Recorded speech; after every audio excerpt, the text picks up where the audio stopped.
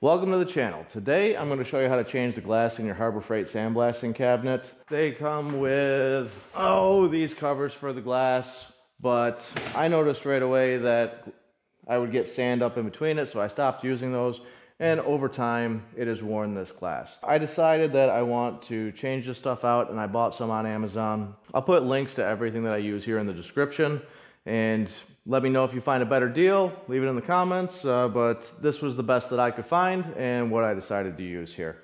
To remove the glass, you're gonna have to remove 12 nuts here on the inside. I've already done most of them, just left this one. I'm using a 7mm socket for this. After removing the nuts from the inside, you can pull this plate off. We'll set that aside. There's a plastic guard for the top of the glass. I'm not going to put that back in. Mine seems a little scratched up, and I'm going to try it without it. Then you've got your actual glass.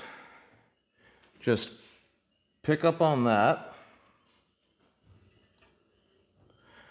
and remove. So I know what I was getting into here, so I wanted to make sure I had a sealant for this. And, you know, honestly, we had some leaks in this. So this foam isn't really doing its job. I'll be replacing it with this butyl rubber right here.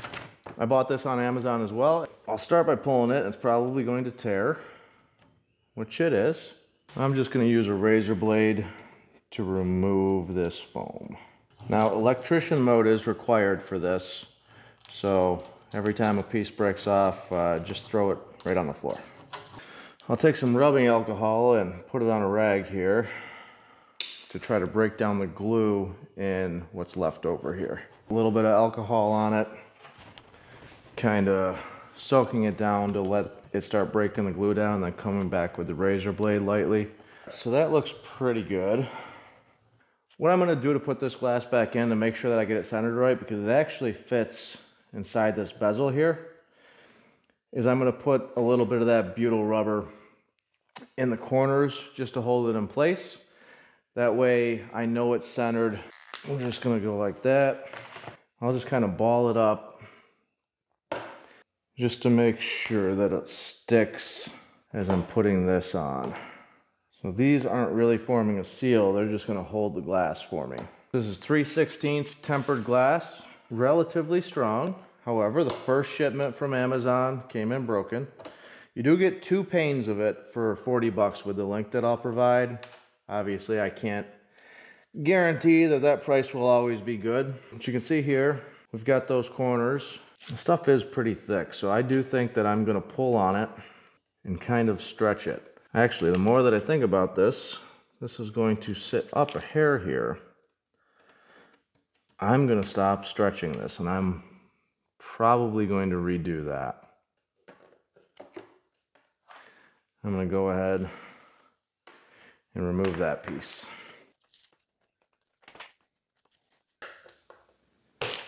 And then I'll just take these, mold them together a little bit, and we have a complete seal.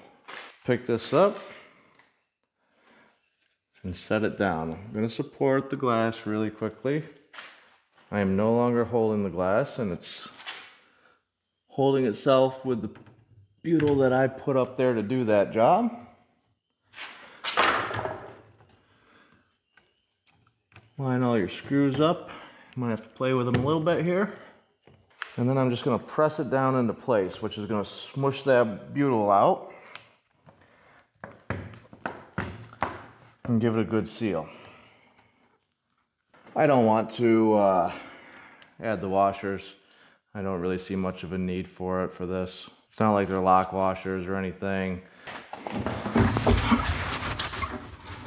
This would be nice to have a friend right here. Pretty torn up. I just couldn't see anything through it anymore. Look at that, you can see through it again.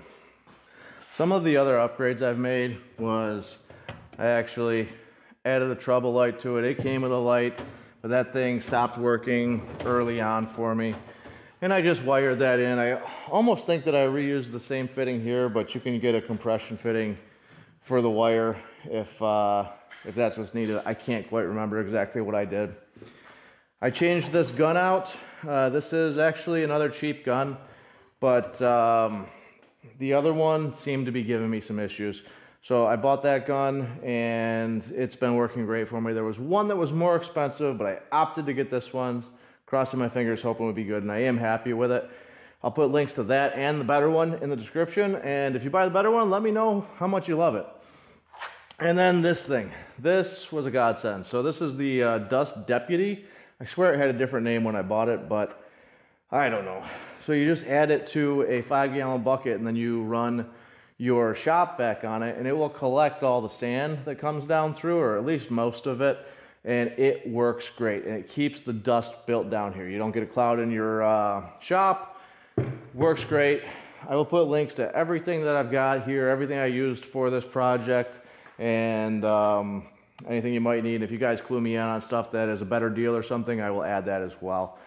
So, relatively easy job. I got through it in about 30 minutes with recording a video, which always makes it take extra time. And I'm happy. I can actually see through it again. Thanks for watching. I hope this helped you out. Check out some of my other videos if you have time, and have a good one, guys. See ya.